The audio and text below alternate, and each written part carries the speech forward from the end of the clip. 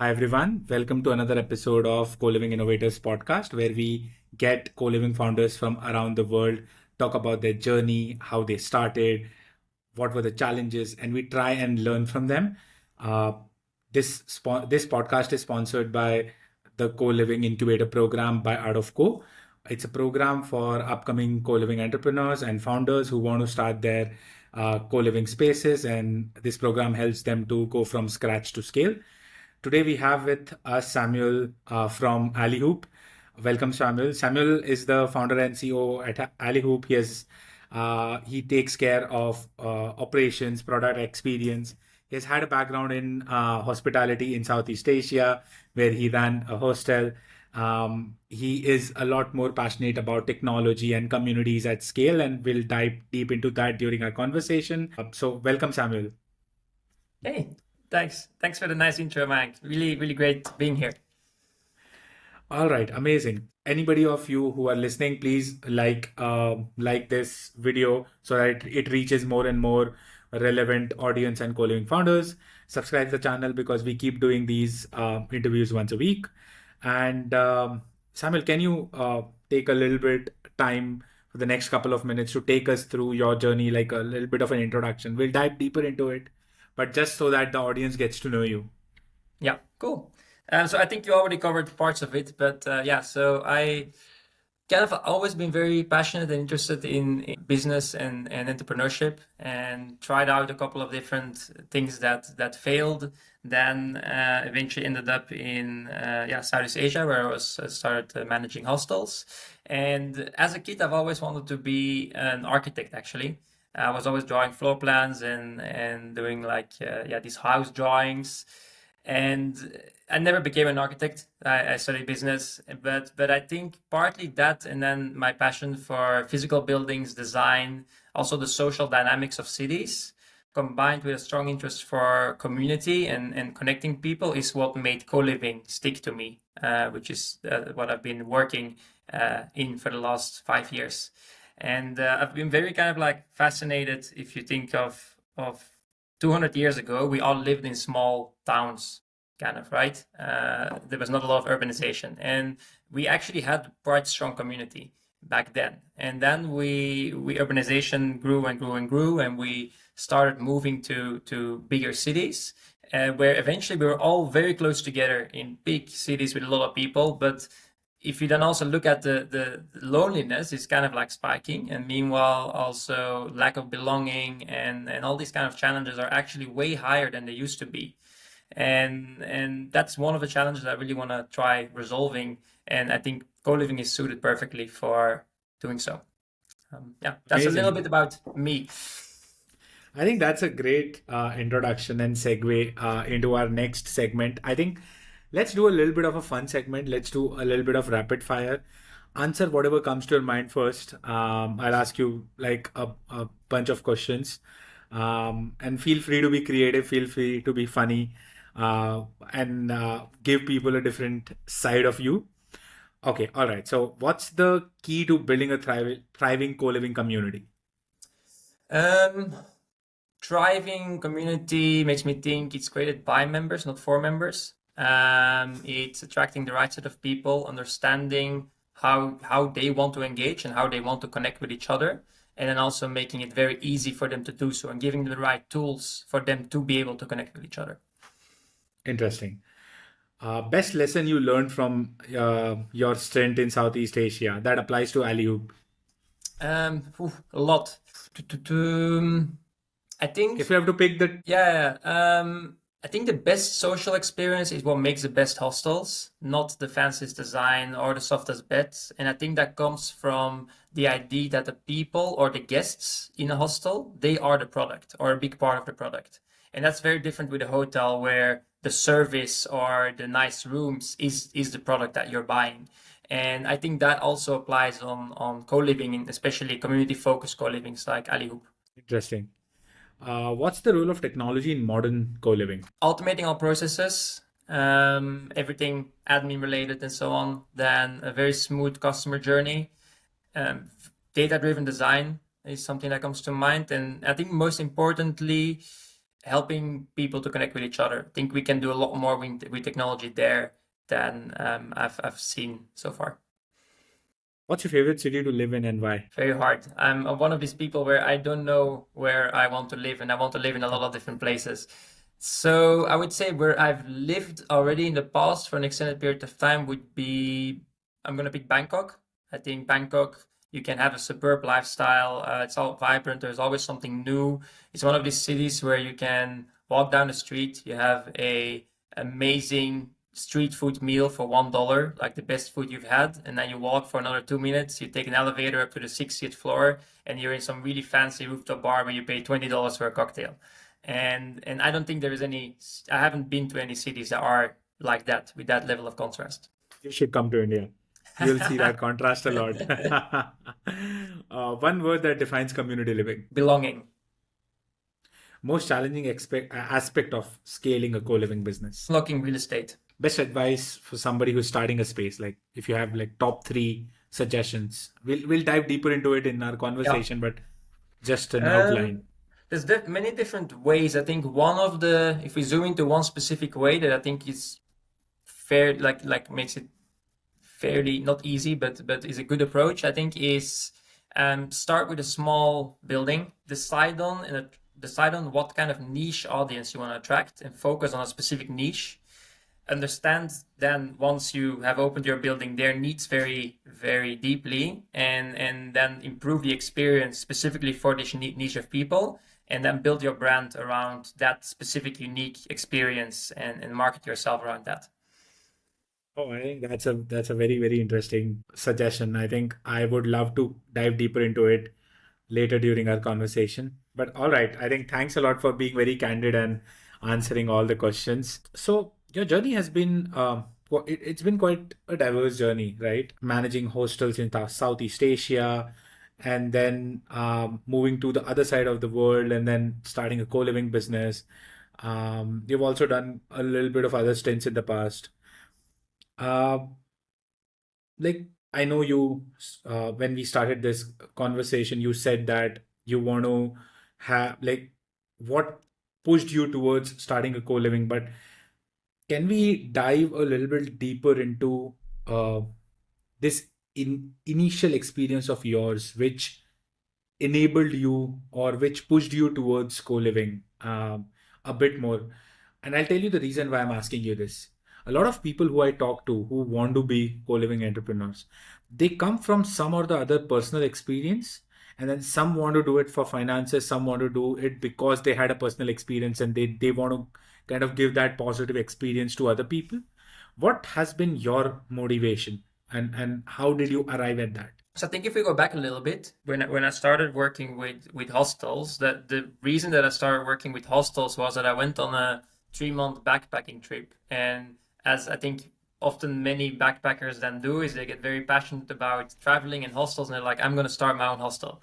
And I got quite serious about that. And then I tried to understand, okay, what is the best way for me to go get to that, because I had zero experience with it. So I started working with Mad Monkey, which is like a leading hostel chain in Southeast Asia. Like worked there for a year, became a GM, got a lot of learnings of how to run a hostel, how to do efficient operations, and so on. And then moved to Indonesia to start my own hostel, where I wanted to do something that very much was focused around community. Because what I learned from doing that was that, as I mentioned earlier, it's so important to get people to connect with each other. I did that actually. I went to Indonesia in January 2020. Kind of the worst time in the world to start a travel business. So I actually almost signed a lease for a building just before COVID started getting very serious, and then I took a flight back to Europe.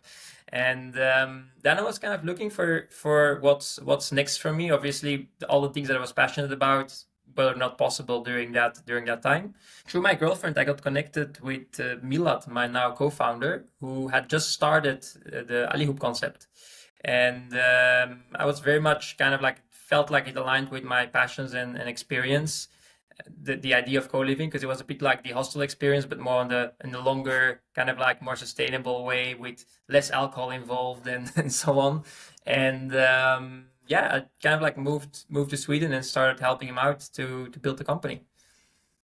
So it was Interesting. kind of like, yeah, I think a bit of a combination of what you mentioned in the beginning between having experience kind of living together, but also seeing the business aspect of it.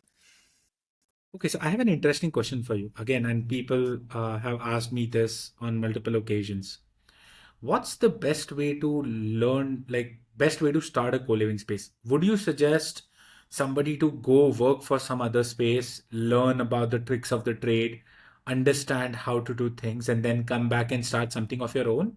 Or you would suggest them to go live into like 20, 15, 20 different spaces around the world, like go backpacking or go like co-living hopping, living at different co-living spaces, understanding the experience, and then come back and start building your own. What do you think, Mm, according to you, is a better approach? I would do, unless you really know what type of co-living you want to start, because the thing is, right, we're in an industry that's fairly young, growing a lot, but we have a lot of different types of co-living. And it's not really defined yet what exactly is co-living. There's a lot of, it goes anywhere from like a service apartment to a very niche community kind of like space. So because of that, I would say I would opt for the latter. I would say go around the world and select all the type of co-livings that you think you feel like are the best ones in the space, or the ones that attract you most. Go live in them as a customer, and even when you live somewhere as a customer, if you already have the idea of starting something, you will take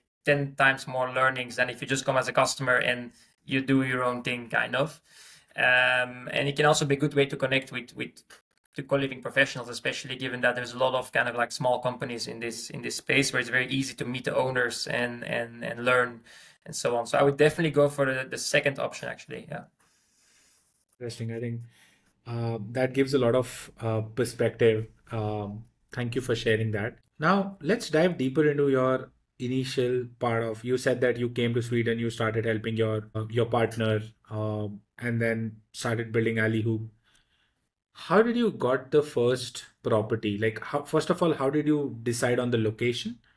And then second is, how did you got the first property? Like, if you can talk through the thought process, the challenges, I think that will be a great help to the upcoming co-living founders. Yeah. So the first property actually is Milat has been living for quite a long time in Stockholm, has a good network here as well. So the first property was a small, I think, 250 square meter building with already 10 rooms in it. And he got it through a connection of his that said, "Hey, can you help me rent this out?" And because the connection knew that he was building a real estate business. So that was the first one that we opened, and then after that, that was kind of like the MVP to continue. And after that, we actually went straight to way larger properties. We went to the next two buildings we opened was one underutilized hotel, basically, with 145 rooms, and then another was a building that was originally designed for as student accommodation that we repurposed into co-living with around 120 rooms. So that journey going from then the 10 unit MVP to these two large buildings, that was not easy. So that was very much kind of like trying to make everything work, where if the once you find these bigger real estate owners that want to, yeah, they have buildings for you, they usually want guarantees and they want to see track record and so on, and they want to see that you have some money in the bank. So, and then the investors on the other side that we are looking to bring in, to invest in the company, to get capital for the company, they wanted to see signed real estate deals.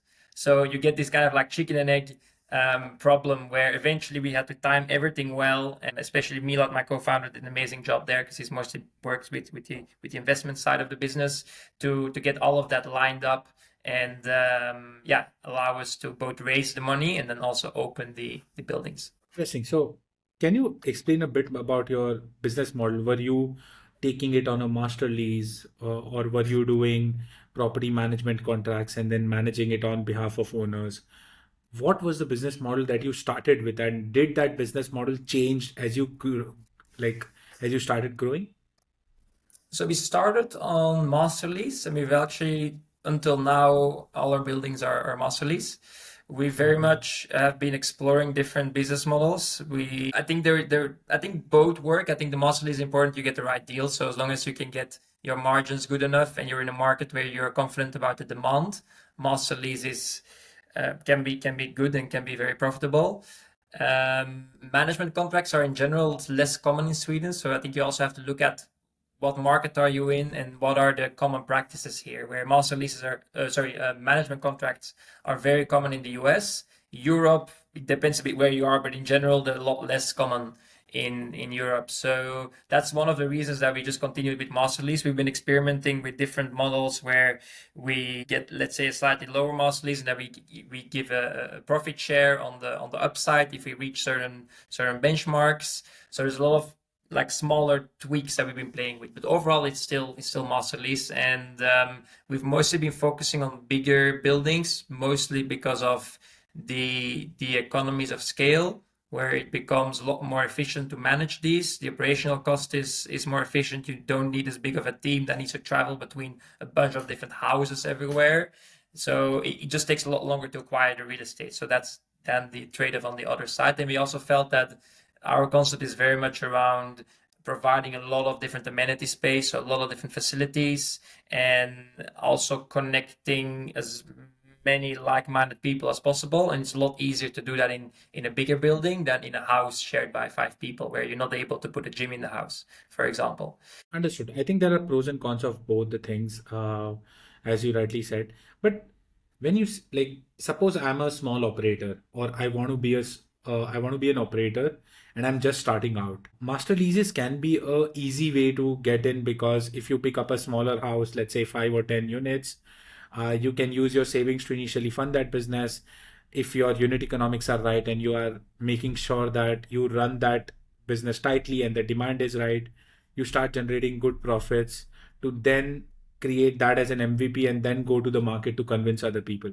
So I think that's a very good takeaway for anybody who wants to start a co-living space. And I truly believe that initially we should go for master leases, because it's very hard to convince a owner on a management contract, even if you are in US. But because co-living is a newer concept, it still has to establish itself as an asset class and showcase good like financial viability in a lot of different geographies. So in a lot of geographies it has shown viability, but in a lot of other geographies it has still not shown enough viability. I think that becomes a good foot in the door to start working out on your brand, setting up your digital presence, setting up your operational processes, and like make sure that the ABCD of the business is taken care before you start going larger. So, Yeah, I but totally agree. yeah, on the other side, right? The other part of this is a lot of people don't even have, let's say, 30, 40,000 euros in order to set up their first property. So how would you suggest, like, what was your approach? Because you took this first place on a master lease, 10 rooms, 250 square meters. How did you, like, did you use your own money, or did you get money from somewhere? Did you take a loan? How did you fund the first property? So we went to a startup incubator program called Antler. Okay. They're quite like a global kind of like Yeah, they are in company India as well. that yeah, they put founders together basically. Actually, I wasn't part of that program. Actually, I met Milad after he did that program, but they were the ones that invested the initial amount into the company. So that was kind of like the start capital to get things going, and then from there looking at, okay, let's find a few more buildings and now raise another round of funding to be able to open these buildings. Yeah, there's different ways. I think if I were to start over all the way from scratch, I'd try and find ways to work, for example, more with loans. Of course, as a small company, it's also hard to get loans, but because the VC model is not always ideally aligned with co-living, because the hockey stick Right. effect is not always not as fast there. But on the other hand, it's a lot more of a stable business, because the chances of Yeah. success once you have traction are a lot more likely. It's not that suddenly you will burn all your money and you will run out, right? So I think we still need to go through a bit of a journey there in terms of finding, yeah, what are the right ways of funding co-livings. I think another way that also works really well is just starting by, I mean, in a way it is a master lease, but just renting a house or a villa. Like there's many of these people doing pop-ups, right? And try that out. Try out a couple of pop-up co-livings, get a feel for it. And meanwhile, maybe you make some connections with some different real estate owners, and you can then maybe rent the property for a cheaper price longer term. I think it helps once you have more of a have built previous traction within co-living. It's very different, because then you can more look at, okay, now let's look at more institutional investors that are really into building co-living and that believe in it, because there's a lot of them that are not into it yet. So we've been really trying to see, okay, let's find some people that really believe in this, and I'm working with them to get more institutional capital in, which usually can be harder if you're just starting out. So you need to have these track records. Yeah. Right. So one thing that you rightly pointed out, because it's a cash flow business, it's a lot more stable business. A lot of time, the VC model, which looks at equity investing, doesn't get the multiples that they're looking for in the time frame, like 5-10 years, because this is a much we need to when we are looking at equity funding for co-living businesses, we need to look at a 20-year horizon, and the multiples will be stable, but they will not be similar to a technology company. Right. So I think that's something that has been well established, because the 2015 to 20, there a lot of capital flow happened into the co-living. A lot of VC money came into the co-living segment across the world, and that kind of has not proven well for the industry, because you saw a lot of bankruptcies and a lot of closures of the initial co-living brands, which raised a lot of VC funding, because they had a pressure of growing fast to justify the amount that they had raised. And ultimately, we are a people business, we are a space business. It takes its own time to set up and grow and scale. And anybody who has tried to beat that time to scale has not been successful so far. So I don't know what future holds for this, but I think a lot more of loans. So I built my own co-living space out of loans. So I took 3 loans, year one, year three, and year five. And then I kept growing, and then I kept in reintroducing the cash flow into the business, and I scaled it up to 500 units in about 6 years' time, and Nice. 17 locations within a single city. So, but all of that was on debt funding. We never raised any equity funding. But again, it depends on region, because different regions, like the accessibility to capital in different region is also different. So people need to understand what kind of capital is accessible and available in their region, and then take action accordingly. But yeah, I think thanks for sharing a lot of that. It'll be super, super valuable for our listeners. Now let's go to so you got your first space, then you established a brand. You got your next two spaces, which are much larger. How was the switch, right? I'm sure it would have led to a lot of challenges, like just doing a 10 unit space, then to a 145 and a 120 unit space as a second and a third property, because it's like totally unlearning of a lot of things and then relearning of a lot of things. So what were the challenges like that you faced when you suddenly kind of took the second and the third property, which were much larger? I mean, one was basically, operating these spaces. We had some good kind of, like, let's say, hospitality experience in the team that definitely helped for that, but it's still different to operate a co-living building, especially like one of our buildings, for example, had we built a shared kitchen. I think we had around 760 rooms in the building that did not have any sort of kitchenette in the rooms, and then another 90 that had the kitchenettes in the rooms. And it's kind of like, how do you operate a shared kitchen that's shared by ultimately kind of like almost 100 people, basically? That was Yeah. a challenge for sure. That we tried a lot of different things. We tried to work with the residents. We tried to all kind of different incentives and programs. Eventually, what ended up sticking was installing a camera system, and then having some sort of a fee system whenever, let's say, certain rules were broken. That interestingly enough, we thought there would be a lot of pushback for it, which initially you always have, but after some time, when we were not handing out many of these violation fees, people would contact us and would be like, "Hey, can you please start handing out some fines here, because our kitchen is too dirty."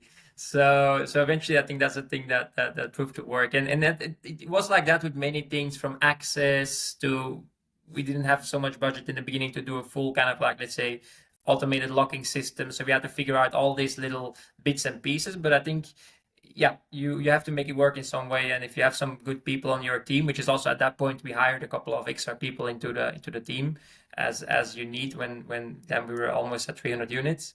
It very much helps to get things going as long as everyone has like a can-do attitude.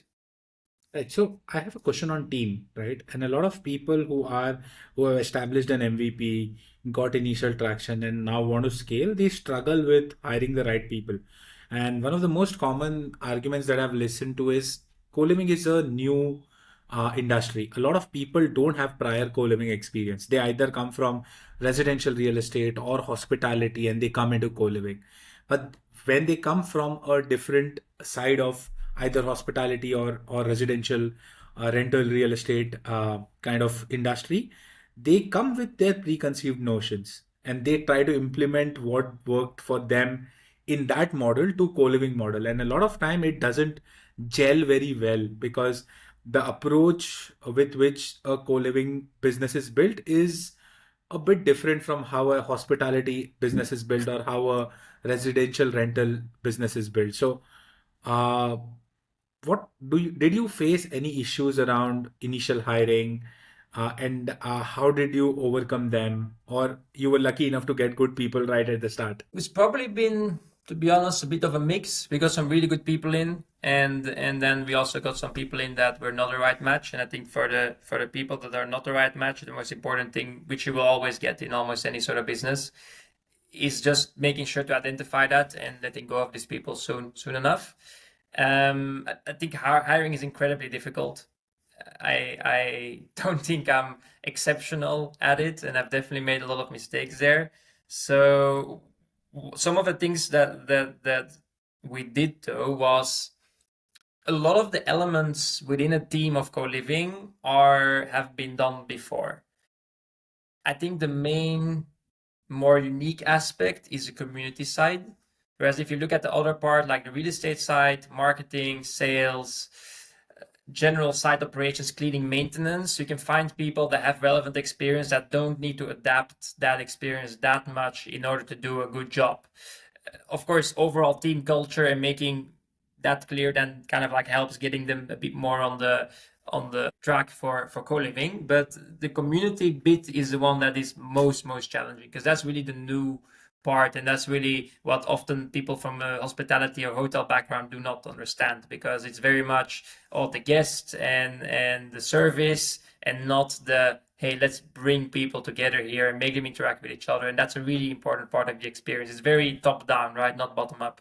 So there we take extra care in really finding the right people, and it's taken us some time to really identify and understand who is the right person for this job, which is often someone that is very open-minded, has reference experience, so has been international, has been living in similar places. That's usually very helpful, and really understand how to create this environment. All right. Now let's move on to a very interesting part. I think this is something that you also, and we've spoken about before we started this conversation. We were talking for quite a bit of time, and you mentioned this is about technology, right? A lot of people see that, okay, if I have technology, I can do a lot of things. I can do this, I can do that. But often what I've seen is technology, if used as an enabler, helps a lot. But if used as a solution, you kind of get stuck at some point after that. So you grew very fast, right? And then the second and the third property, you were probably managing about 300 units, which are a lot of units. When did you decide that, okay, now is the right time to either build or buy some technology and then like automate a lot of operational tasks? When was that moment in your journey of building Alihoop? I would say quite early on, actually. I've always been very, I'm not a developer, but I'm very enthusiastic about technology and automating things. Before we opened up our second and third buildings is when we really started looking at, okay, we're going to open up a lot more rooms now. What do we need to have in place in order to make that successful?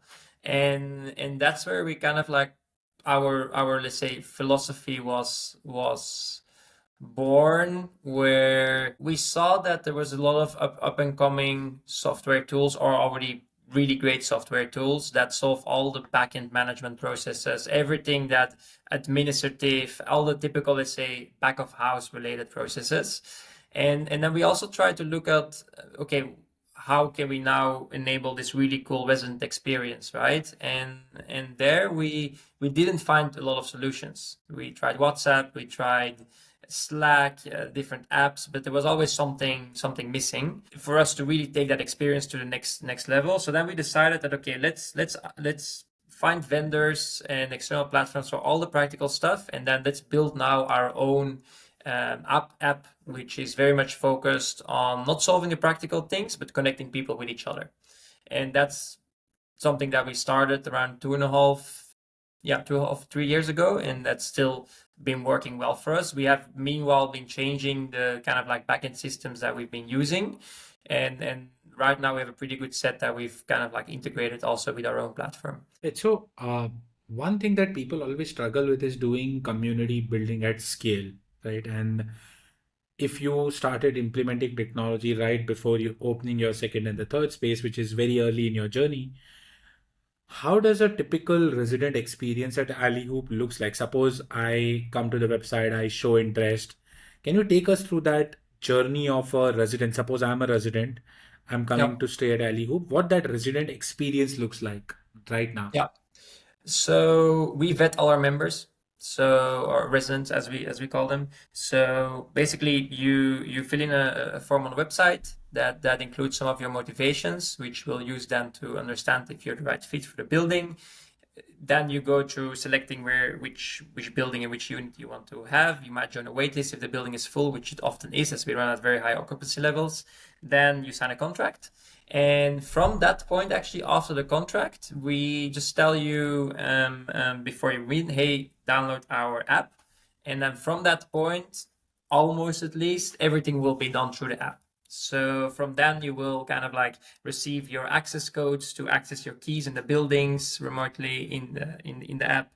You will on your first day, on the first 1 or 2 days, get a welcome tour by one of our community builders, which is a volunteering program that we run. And also within 2 weeks' time, you will get a welcome dinner, which is together with all the other new residents that have moved in at that point. And then there's a couple of other smaller kind of like onboarding steps that we use to connect people with each other and so on, all the way until you move out. And that's also the point where if you do you want to dive a little bit deeper in what we do with the app and how we can kind of like create this Yeah, connection between sure. people there, or yeah. Yeah, sure. So what we found is it is really hard because you asked about like how do you scale this community experience when you do a top-down approach, which I'm not sure how familiar your audience is with like top-down, bottom-up, but in general, right? In hotels, it's kind of you organize for the people who stay there, and then bottom-up that's top-down, and then bottom-up is more the people who are staying or living there organized for each other, or can still be in collaboration with the operator, but very much from the people itself. So we've always very much believed in that methodology, and we've tried to then understand, okay, how can we do this? And the first thing that came up, okay, we need to give people the tools in order to do so. And that's where we started building this app that in the beginning was very simple. It was just, let's say, Slack channels where people can communicate around different things. I mean, channels like Slack, an event page where you can, or anyone can organize an event and other people can RSVP and join.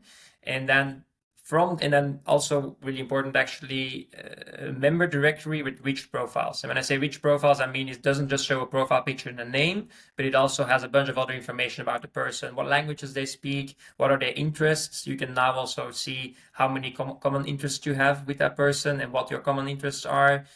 Some icebreakers that make it easy to kind of like know some funny things about the person that you might be able to start talking about. And we see actually that this is one of the most used features in the app, where people just look at each other's profile, and they've also told us it really helps for them to then more easily open a conversation with someone or reach out to someone because they saw they're also into biking. And then some other things that we added later on was I'm getting a dry throat here, was interest groups, where we both automatically but also voluntarily add people into groups where they have shared interests, where then they can organize activities within that. Features like quick hangouts, which is a light version of an event where people can just kind of say, "Hey, I'm watching a movie tonight at 5 o'clock," and then others can join them. So all these kind of like we really try and look at what makes it easier for people to do things in real life, right? Not just to communicate in the app. And there's a lot of really small barriers. So there's a lot of things that often are overlooked. For example, why does someone not create an event in the app? What is a barrier, right? What we found is one of the main things is that they're worried that no one will join their event. And that's a UI UX problem, right? So what we can do, for example, you can say, hey, the first 2 days after an event was created, you don't see the attendees, you only see them after, or whatever the solution is. But we really try and look at all these little psychological things to then understand how can we get people to do more for each other. And eventually that now has led to us, I think in August, we had our record of 120 events being organized by literally like 97% of these events were organized by our members, by our residents for each other across our 4 buildings and 400 rooms. So that's kind of like, I think on average, 4 events per day. So yeah, something we're really proud of. Oh, amazing. I think that's a really, really interesting feat. And a lot of people develop their own technology, but they struggle with adoption. And I think you guys have solved the adoption problem because if 120 events are happening and 90%, 97% of them are created by residents, then I think they're really finding this useful to connect with people. And I think one thing that I see you, I'm not sure if you have thought about it in this way, but the intention of your app was only one: connect people, make community. A lot of people try to do everything when they build a technology Mm. for themselves. So And it's like if you usually try the to, first page says like report issue, right? yeah. So Yeah. if you start building a lot of things for an end user, it confuses them. And right now, if I think about Alihoop, or if I'm staying at Alihoop, I think the first thing I would, if I'm thinking anything around community, I'll just open the app and do it, right? Because that's the one reason that app was built for. And I think that's a very interesting insight for a lot of technology builders out there, that if you try to do a lot of things together and put everything inside an app, it makes like it confuses people, and they would Yeah. probably run away with a lesser adoption. But Yeah. I want to, while we're talking about technology, one thing that I've been hearing about a lot of people is the use of roommate matching technology. That is coming up a lot in conversations in last few months. There are few. I also spoke to the founders of RoommateConnect.ai, because they have a technology that helps shared living founders and at least give them a sense of who can be a better fit, and then they can take actions accordingly, or decide accordingly on whom to suggest, like what room to suggest, which person. And the tangible outcome that they spoke about is, if the curation and matching is the first step to building a great community. So if we are able to match people on their similarities and dissimilarities, not just on their interest but on their personality, the the probability of them having a good experience increases exponentially high, which leads to larger retention, better renewal rates, great experience, and a net promoter score. So those are the tangible outcomes. So have you tried something like this from a technology perspective? Or would you want to try something like this? We have thought about it. We have not for one reason only, really, is that the type of buildings that we're operating are almost not all, but almost all are really large buildings with one central common area. So we have 100 and 150 people with then a common area and then a bunch of other facilities, basically. But it doesn't really matter if you live on one side of the corridor or the other side of the corridor, because you're going to meet someone in this common area. There is no other separate, let's say, subclusters for people to hang out with just their floor or so on. So therefore, we've just really focused on how can we, let's say, make these interest groups work. Because the reality is, when you have 150 people in a building, you can say it's one community. In reality, it's 150 people under a roof with a bunch of groups underneath, right? Because you cannot be friends with 150 people. Some Right. people that live with us are very social, but maybe not that social. So that's one of the main reasons that we have not looked into this. If we were to run buildings that have, let's say, smaller clusters of groups of people, I think Apartments, anything yeah. up to probably 15, 20 people, we would definitely make sure to match them. And I 100% agree that this would help make the experience better. I think it also needs to come then as a third step, because as you mentioned, you said vetting, then matching, and I think the third one there is then the onboarding, which is a Onboarding and very experience. important process. And I often see this stops at, hey, there is a welcome tour and that's it. We look at it as a 1 month process with a bunch of different steps in there to really kind of like both make the new person that moves in, understand what this is about. Because once you set their expectations in a way, and you really make it clear for them what are the values, what are you expected to do in this space, you're expected to contribute, right? You're not just expected to sit back. Everything changes kind of. And we've had a lot of people that came in super shy and very kind of like antisocial, didn't really want to engage, and they went through this 1 month onboarding process, and then 5 months later we ask everyone that moves out kind of like what the impact of their experience was. They said it had a huge impact on their lives, and they made kind of 8 meaningful connections or something like that. And that's, I think, the really cool stories that you can get from co-living if you do the whole customer experience really well. I'll give you two insights. One insight is that it's from a psychological perspective. Mm-hmm. If a person shifting into a new environment is able to make one friend in the first 2 weeks, he Mm, is 90% more likely to stay and have a good experience in that space. So I think you are, without realizing this, you're doing that in the yeah, first 1 month onboarding process. You're making sure that a person finds at least one meaningful connection or a friend, and yeah, everything else is taken care. Even if the services go down a bit because of whatever reason, which are uncontrollable, helping them find one friend takes over all of it, right? That's one. And second is absolutely. about the clusters, right? If you're building larger communities, you need to enable your technology and your design of the space such a way that it fosters the creation of micro communities. Up to 20 to 30 people is a right amount of size for people to interact and have friends and have meaningful conversations with. The moment it goes beyond 30, you need to find ways from a design perspective, from a technology perspective, to help people create those subgroups within the larger community so that they can have meaningful conversations. So those are the two things that it comes from. These are facts, and this comes from a Mm, lot of research and study. And I think you are doing both of them. So kudos to you for doing that. I think on to the last couple of things that I want to kind of touch, and I think I'll answer it. I'll ask it in one single sentence. yeah. According to you, where the co-living industry is moving, that's one which let's talk about a little bit on the future of co-living on from your perspective. And then the last thing is any like your three or four insights into people who are trying to build their co-living businesses. What are the top three or four advice you would give them? Like these are the last two things, and then we can close.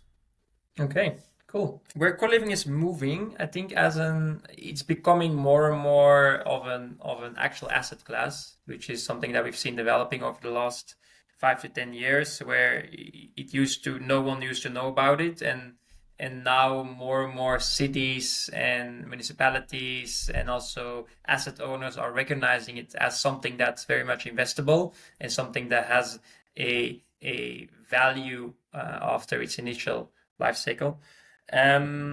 So I see just growing. I see that there is so much demand for it, and as we are still have a lot of people that don't know what co-living is, that might be very interested in it. So I think because of that, as it becomes slowly more mainstream, so to say, demand will just keep increasing because of what we discussed all the way in the beginning. Loneliness is so high, and there's ever more need for this connection between people, given all the different trends that are going on with remote work and technology and so on.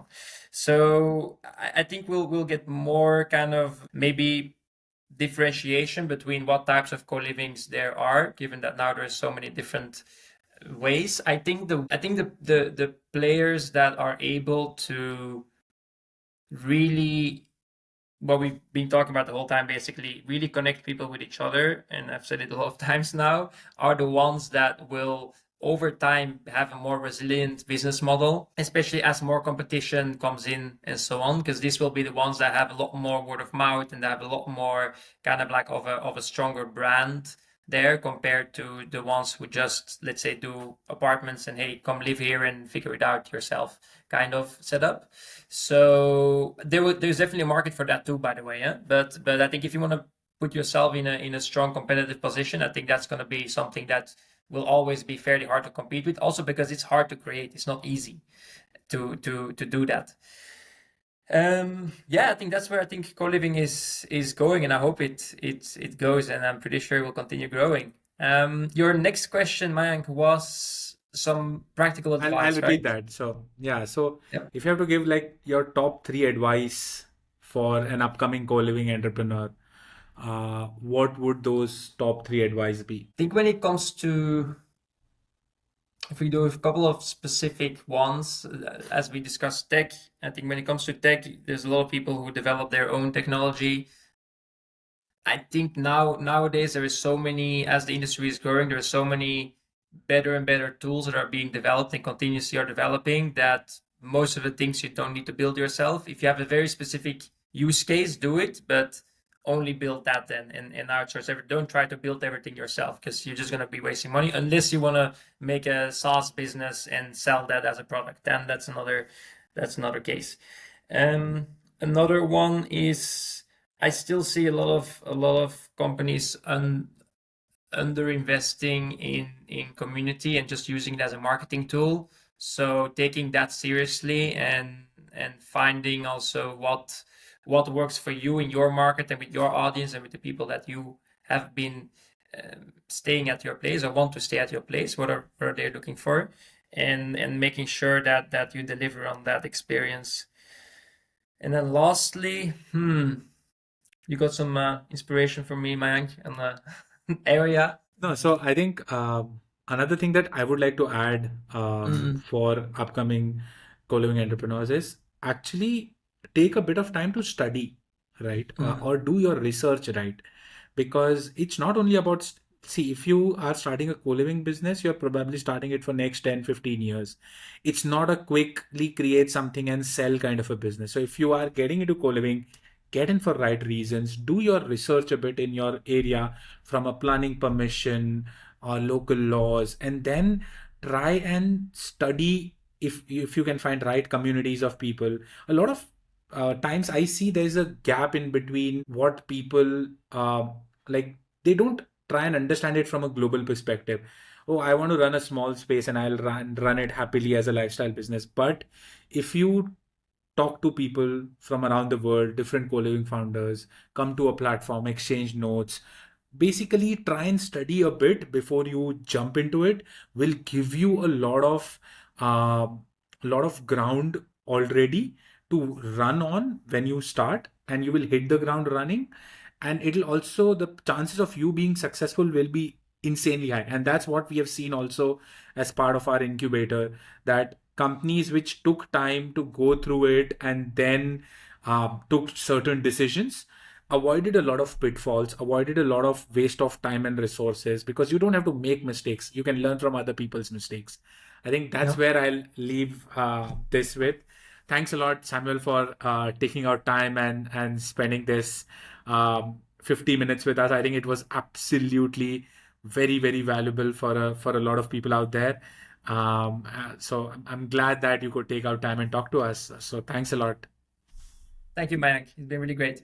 Industry-wide change is a collective dream. Collaboration, cooperation, that's our theme. From multi-generational homes to global scenes, we shape the future, living out our means. Each story unfolds with the art of code, lessons in the lows, wisdom untold. Ask your questions, join the conversation. Together we build a resilient foundation. Resilience, innovation, the keys to thrive in the co-living movement. We come alive, from struggles to triumphs, we pave the way. In our global article community, we find the sway.